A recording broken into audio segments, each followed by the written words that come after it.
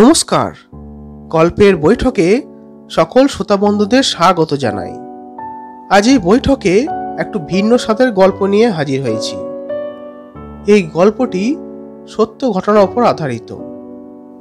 লেখক পৃথ্বীরাজ সেন বিশ্বের যত রহস্যময় তান্ত্রিক রয়েছেন তাদেরকে নিয়ে একটি বই রচনা করেন। বিশ্বের যত রহস্যময় তান্ত্রিক এই বইটি থেকে এই গল্পটি নেওয়া হয়েছে। ভয়ঙ্কর ভয়ঙ্কর তান্ত্রিকদের মধ্যে এক ভয়ঙ্কর তান্ত্রিকের উপকথা এখানে তুলে ধরা হয়েছে। পৃথ্বীরাজ সেন বহু গল্প উপন্যাস রচনা করেছেন এবং গিনিস বুকে নিজের রচনার জন্য নাম করে নিয়েছেন। আজ এই গল্পটি পাঠ করেছেন আমার বাল্য বন্ধু কৃষ্ণেন্দু পাল। তবে প্রথমে একটা কথা বলে রাখি, গল্পটি পাঠ করতে করতে অনেক জায়গায় শ্বাসকষ্টের প্রভাব রয়েছে, কারণ সে অনেক দিন ধরেই শ্বাসকষ্টজনিত সমস্যায় ভুগছে, তবু কষ্ট করে এই গল্পটি পাঠ করেছে। তাই চলুন দেরি না করে শুরু করা যাক আজকের গল্প, পৃথ্বীরাজ সেনের লেখা বজবজ শ্মশানের কেছো তান্ত্রিক।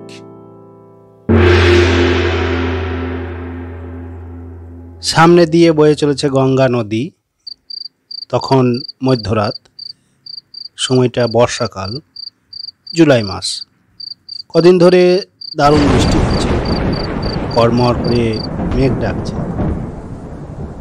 মনে হচ্ছে পৃথিবী বুঝি রসাতলে যাবে। গ্রামের এই অঞ্চলের বড় ব্যবসায়ী হারাধন মণ্ডল রেশনের চাল চুরি করে মস্ত বড় অট্টালিকা বানিয়েছে। বেশ কয়েকটা বাড়িও করেছে সে। লোকে বলে পুলিশের সঙ্গে তার নাকি দারুণ ভাব ভালোবাসার সম্পর্ক। তার বিরুদ্ধে কেউ টু শব্দটি পর্যন্ত করতে পারে না। এ হেন হারাধন মণ্ডলের যে কি হলো! বেশ শক্ত সমর্থ মানুষ, বয়স ওই সবে মাত্র 50-এর কোঠা পেরিয়েছে। নিয়মিত ডন বৈঠক করে, তাই বলে শরীরটায় কোনো রোগের বালাই নেই। সেদিন রাতে হঠাৎ রক্তবমি হতে শুরু করলো হারাধন মণ্ডলের। সঙ্গে সঙ্গে তাকে নার্সিংহোমে পাঠানো হলো। সেখানে ছটপট ছটপট করতে করতে মরে গেল হারাধন মণ্ডল। এই অপ্রত্যাশিত ঘটনায় চারিদিকে একেবারে হই হই পড়ে গেল। লোকে বলে যে এটা নাকি ফুড পয়জনের কারণে হয়েছে, কিন্তু তা হবে কেমন করে? গত কদিন তো হারাধন মণ্ডল বাড়ির বাইরে কোথাও যায়নি, তাহলে বিষটা আসবে কোথা থেকে? সেই বোধহয় অলৌকিক ঘটনার সূত্রপাত।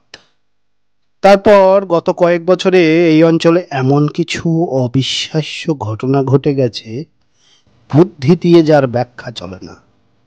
তারপর থেকেই গজেন তান্ত্রিকের নাম চারিদিকে ছড়িয়ে পড়েছে।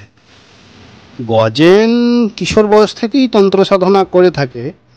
তার বাবা এই অঞ্চলের এক বড় ব্যবসায়ী ছিল, বাজারে কাঠের দোকান ছিল তার। তারই একমাত্র ছেলে গজেন। ও ছিল একটু উড়নচণ্ডী প্রকৃতি। ওই বদ ছোঁড়াদের সঙ্গে মিশে নেশা ভাঙ করত, আর কিশোর বয়স থেকেই শ্মশানে মশানে এখানে সেখানে ঘুরে বেড়াত। সাধারণ জীবনের প্রতি তার কোনো আকর্ষণ ছিল না। এমনকি স্কুলে ক্লাস 5-এ পড়ার পর আর কি হলো, বেশি পড়াশোনাই করেনি। লোকে তার সঙ্গ এড়িয়ে চলতেই ভালোবাসত। তাকে দেখে সবাই ভয়ও পেত, বিশেষ করে বাড়ির মেয়েরা।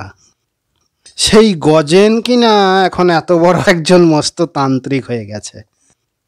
সে বাড়িতে থাকে না, শ্মশানের পাশে একটা মস্ত বড় বট গাছের মাথায় মাচা বেঁধে বসে থাকে। এই অঞ্চলে কেউ যদি কোনো পাপ কাজ করে তাহলে তার আর নিস্তার নেই। আজ অথবা আগামীকাল তাকে শাস্তি দেবেই এই গজেন তান্ত্রিক। দেখতে দেখতে তার অনেক ভক্তও জুটে গেছে। তারা গজেনের কাছে এসে এইসব মানুষের অত্যাচারের কথা ইনিয়ে বিনিয়ে বলবেই তো, তারা আর যাবে কোথায়? আর পুলিশ তো সব জেনে শুনেও চুপ করে বসে থাকে। এখানে রাজনীতির রং দেখা হয়, লোকাল পার্টির দাপট। তাই এইসব অসহায় মানুষগুলো গজেনকেই নিজের রক্ষাকর্তা হিসেবে বেছে নিয়েছে। গজেন চুপ করে শোনে, সকলের কথা শোনে, কিন্তু কোনো কথার জবাব দেয় না। এই মাঝে মাঝে দু একটা প্রশ্ন করে, ব্যাস সব কিছু ভালো করে জেনে নেয়। তারপর শেষে শুরু হয় তার আসল কারসাজি। যেমন এই অঞ্চলের মস্ত বড় সুদঘর হলো কলিমুদ্দিন মোল্লা। টাকায় টাকা সুদ নেয় সে। এর মধ্যেই মস্ত বড় 5 তলা বাড়ি বানিয়ে ফেলেছে। তার ছেলেকে বিদেশে পাঠিয়ে দিয়েছে পড়াশোনা করার জন্য। মানুষের বুক ফাটা আর্তনাদ কলিমুদ্দিনের প্রাণ স্পর্শ করে না। তাকে দেখে মনে হয় সে বুঝি নরকের বাসিন্দা। কলিমুদ্দিন ভেবেছিল এমনভাবে পায়ের ওপর পা রেখে জীবনের বাকি দিনগুলো কাটিয়ে দেবে। তা একদিন একটা অবিশ্বাস্য ঘটনা ঘটে গেল। কলিমুদ্দিন ভালো মন্দ খেতে ভালোবাসে, ভরপেট খেয়ে ঘুমিয়ে পড়েছিল। সে বিয়ে করলেও বউ থাকে পাশের ঘরে।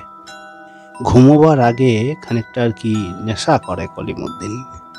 ওই ফরেন লিকার, বিদেশি মদ খায় একা একা বসে বসে, গজল শোনে, গান শুনতে শুনতে নিজেকে আরব দেশের সুলতান বলে মনে করে।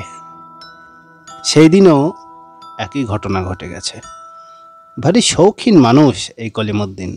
পরদিন সকালে একটা অত্যাশ্চর্য ঘটনা ঘটে গেল।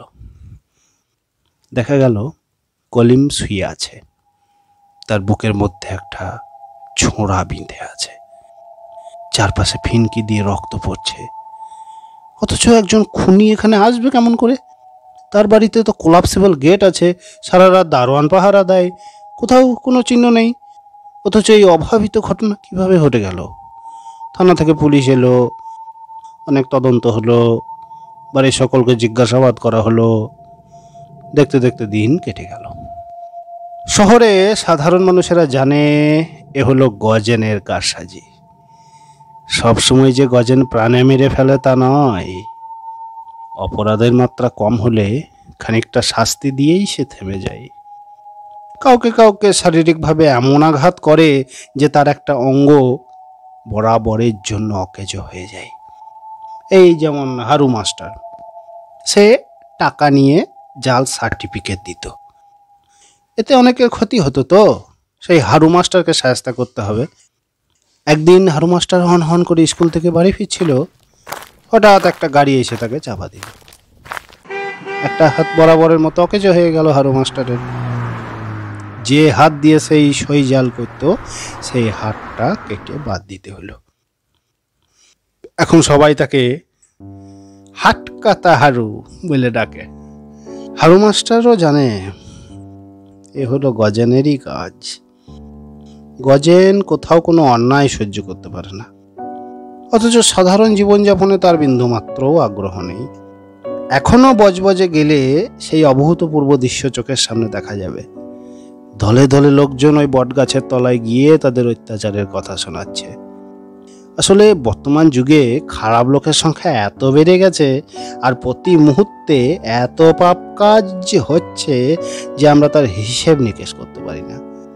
পুলিশ যেখানে নিষ্ক্রিয় হয়ে বসে আছে, সবসময় যেখানে রাজনীতির রং দেখা হয়, সেখানে গজেনই হলো শহরের একমাত্র উপায়। অথচ গজেন যখন প্রথম তন্ত্র সাধনার কাজ শুরু করেছিল, সে নিজে ভাবতেও পারেনি যে একদিন এমন একটা অলৌকিক ক্ষমতার অধিকারী হবে। শোনা যায় একবার নাকি সে গৌহাটিতে চলে গিয়েছিল। সেখানে কামরূপ কামাখ্যা মন্দিরে গিয়ে বেশ কিছুদিন থেকে তন্ত্রবিদ্যা অধ্যয়ন করে। তারপর তান্ত্রিক আচার্য হয়ে ফিরে আসে বজবজে। প্রথম থেকেই কদিন ওই গাছের ওপরে আশ্রয় নিয়েছে। এটা তার একটা আশ্চর্য জীবনযাত্রা। কিভাবে বৃষ্টির সময় ওখানে সে থাকে সেটা আমরা ভেবে উঠতে পারি না। প্রচণ্ড শীতের রাতে গজেন কিন্তু খালি গায়ে বসে থাকে। উত্তর থেকে ছুটি আসা কনকনে বাতাস তাকে বিন্দুমাত্র অস্বস্তিতে ফেলে না। দিনের পর দিন প্রচণ্ড রৌদ্রে খালি গায়ে থাকা সত্ত্বেও এখনো পর্যন্ত তার কোনো অসুখ করেনি। এমনকি প্রচণ্ড দাবদাহ গরমে ওখানে থাকতে বিন্দুমাত্র কষ্ট হয় না গজেনের। খাওয়া দাওয়ার দিক থেকেও সে খুবই নিয়ম নীতি মেনেই চলে। ওই ফলমূল খেয়েই জীবনটা কাটিয়ে দেয়, অথচ তাকে দেখলে এতটুকু অসুস্থ বলে মনে হয় না। মাঝে মাঝে গাছের তলায় নেমে এসে ধুনি জ্বালিয়ে বম বম শব্দ করে। তখন গজেনকে দেখলে মনে হয় সে বুঝি এক রাগী শয়তান, অথচ কারোর সঙ্গে কোনোদিন খারাপ ব্যবহার করে না, সকলকেই ভালোবাসে, সকলকেই শ্রদ্ধা করে। এই অঞ্চলের প্রতিটা মানুষ নাম ধরে চেনে গজেন। এমন ধরনের তান্ত্রিক খুব বেশি পাওয়া যায় না। আর হ্যাঁ, তোমরা যদি কখনো সুযোগ পাও তাহলে একবার বজবজে গিয়ে গজেন তান্ত্রিককে দেখে আসবে। আমরা যারা বলে থাকি যে তান্ত্রিকেরা শুধুই আমাদের অসম্মান করে, ক্ষতি করে, সেই কথাটা যে কতখানি ভুল সেটা তোমরা বুঝতে পারবে।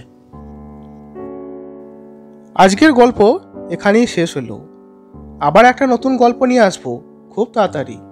আজকের গল্পটা কেমন লাগলো সবাই কমেন্ট করে জানান, আর ভালো লাগলে একটা লাইক অবশ্যই দেবেন। আর আমার চ্যানেলে আরও এরকম ভালো ভালো গল্প শুনতে সাবস্ক্রাইব করতে কিন্তু ভুলবেন না। So please subscribe.